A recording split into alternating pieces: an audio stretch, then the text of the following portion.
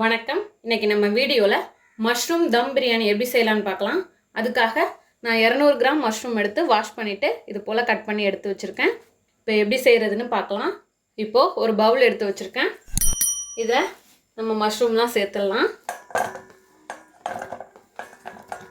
இதோட கொஞ்சமாக புதினா தழை, கொத்தமல்லி இலை, மஞ்சள் தூள், நான் 1 டீஸ்பூன் கரம் மசாலா எடுத்திருக்கேன், அதையும் இதில் சேர்த்துக்கிறேன். 1/2 டீஸ்பூன் மல்லித்தூள், 1/2 டீஸ்பூன் மிளகாய்த்தூள், 1 டேபிள் ஸ்பூன் இஞ்சி பூண்டு பேஸ்ட், தயிர் 3 டேபிள் ஸ்பூன்,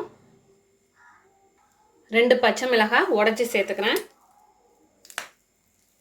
உப்பு தேவையான அளவு நான் சேர்த்து கலந்துக்கலாம்.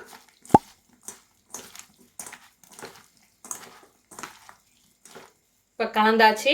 இது ஒரு 15 நிமிஷம் அப்படியே ஊறட்டும். ஒரு கடாய் எடுத்திருக்கேன். இதில் ஒரு 3 டேபிள் ஸ்பூன் அளவுக்கு எண்ணெய் ஊற்றிருக்கேன். இப்போ எண்ணெய் சூடானதும் நான் 2 பெரிய வெங்காயம் இது போல் நீல வாக்கில் கட் பண்ணி எடுத்திருக்கேன். இதை பொரித்து எடுத்துடலாம். நல்லா கோல்டன் ப்ரௌன் வர்ற அளவுக்கு பொரிச்சிடலாம். இப்போது இந்த அளவுக்கு நல்லா பொரிஞ்சு வந்துடுச்சு. இதை அரிச்சிடலாம். இதே போல் எல்லா பேட்சஸையும் பொரித்து எடுத்துகிட்டு வந்துடுவோம். இப்போது எல்லா பேட்சஸையும் பொரித்து எடுத்துகிட்டு வந்தாச்சு. ஒரு கடாய் எடுத்திருக்கேன். இப்போ கடாய் ஹீட் ஆனதும் இதில் 1 டேபிள் ஸ்பூன் நெய் சேர்த்துக்கலாம். அதோட நம்ம ஆனியன் பொரித்த எண்ணெய் இருக்கும், அதில் கொஞ்சம் சேர்த்துக்கிறேன். ஒரு டேபிள் ஸ்பூன் அளவுக்கு சேர்த்துருக்கேன். இப்போ நெய் உருகுனதும் நம்மளோட ஸ்பைசஸ்லாம் சேர்த்துடலாம். ஒரு சின்ன துண்டு பட்டை, ஒரு பிரியாணி இலை, 3 ஏலக்காய், ஒரு நட்சத்திர சோம்பு, 3 கிராம்பு.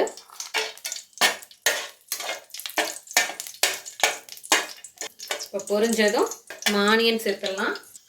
நான் ஒரு பெரிய வெங்காயம் எடுத்து நீல வாக்கில் கட் பண்ணி எடுத்துருக்கேன்.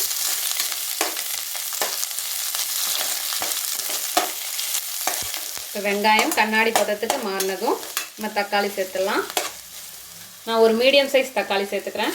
இதுவும் நீல வாக்கில் கட் பண்ணியிருக்கேன்.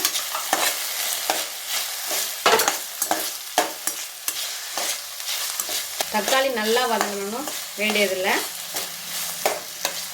இது போல் வதங்கினா போதும். இந்த ஸ்டேஜில் நம்ம ஊற வச்ச மஷ்ரூமை சேர்த்துடலாம்.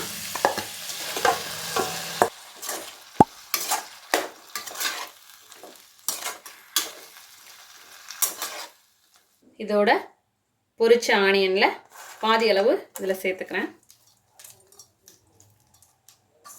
சேர்த்துட்டு அதையும் சேர்த்து கலந்துக்கலாம்.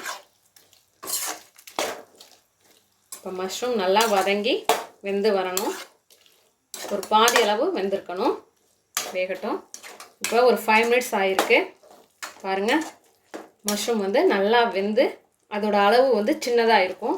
இப்போ இந்த ஸ்டேஜ் கரெக்டாக இருக்குது. இந்த அளவுக்கு நல்லா வெந்து வந்திருக்கணும். இதை ஒரு மூடி போட்டு மாற்றி வச்சிடலாம். ஒரு பாத்திரத்தில் தண்ணி வச்சுருக்கேன். இதில் நம்ம ஸ்பைசஸ்லாம் சேர்த்துடலாம்.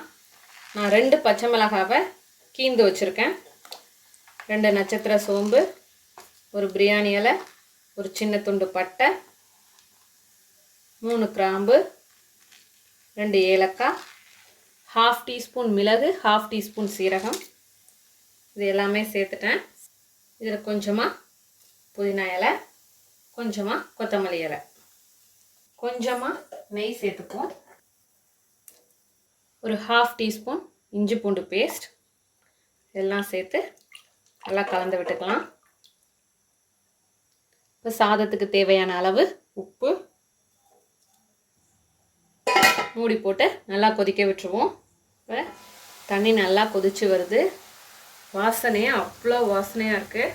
இப்போது நான் 2 டம்ளர் பாஸ்மதி ரைஸ் எடுத்து 1/2 அன் ஹவருக்கு முன்னாடியே வாஷ் பண்ணிட்டு ஊற வச்சுட்டு தண்ணியை வடிச்சிட்டு எடுத்துகிட்டு வந்திருக்கேன்.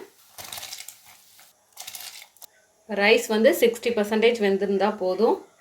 கலந்துக்கலாம். இப்போ நல்லா கொதிச்சு வருது. எனக்கு வந்து ஒரு 7 to 8 மினிட்ஸில் வெந்துடும். இப்போ வேகட்டும். இப்போ எனக்கு 7 மினிட்ஸ் ஆகிருக்கு. இப்போ இந்த அளவு குக் ஆனதும் ஸ்டவ்வை ஆஃப் பண்ணிடலாம். இப்போ ரைஸை ஃபில்ட்ரு பண்ணிடலாம். இந்த ரைஸ் எல்லாம் மஷ்ரூம் கிரேவியில் சேர்த்துடலாம். இப்போ எல்லா ரைஸையும் சேர்த்தாச்சு. இதில் பொரிச்சு வச்சுருக்கேன் ஆனியன்,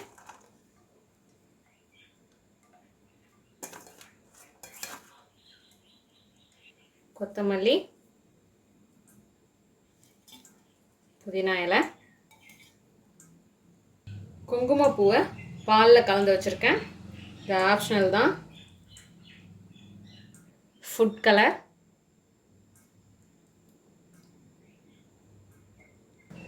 அதோட கொஞ்சமாக நெய் இப்போ சேர்த்தாச்சு. இப்போ மூடி போட்டுடலாம். இப்போ ஸ்டவ் ஆன் பண்ணி ஒரு தோசைக்கல் வச்சு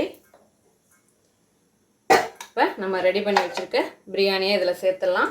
இப்போ இதில் நம்ம ஃபில்ட்ரு பண்ண தண்ணி ரைஸ் வெந்ததும் இருக்கும், அதில் ஒரு 2 ஸ்பூன் அளவுக்கு ஊற்றிக்கிறேன். ரைஸ் வந்து ட்ரை ஆகாமல் இருக்கிறதுக்காக அந்த தண்ணி சேர்த்ததும் மூடி போட்டுடலாம். இப்போ இதில் வெயிட் வச்சிடலாம். இப்போ வெயிட் வச்சாச்சு. இப்போ ஃப்ளேமை லோ ஃப்ளேம் ஆக்கிக்கலாம். லோ ஃப்ளேமில் ஒரு 10 மினிட்ஸ் அப்படியே இருக்கட்டும். அப்புறம் ஸ்டவ்வை ஆஃப் பண்ணிவிட்டு அதுக்கப்புறம் ஒரு 10 மினிட்ஸ் கழித்து ஓப்பன் பண்ணி காட்டுறேன், எப்படி வந்திருக்குன்னு பார்க்கலாம். இப்போ ஓப்பன் பண்ணி இப்போ காட்டுறேன். அவ்வளோதான், நம்மளோட அருமையான அற்புதமான மஷ்ரூம் தம் பிரியாணி தயாராகிடுச்சு. இதே போல் நீங்களும் உங்கள் வீட்டில் செஞ்சு பார்த்துட்டு எப்படி வந்துச்சுன்னு கமெண்ட்டில் சொல்லுங்கள். தேங்க்யூ.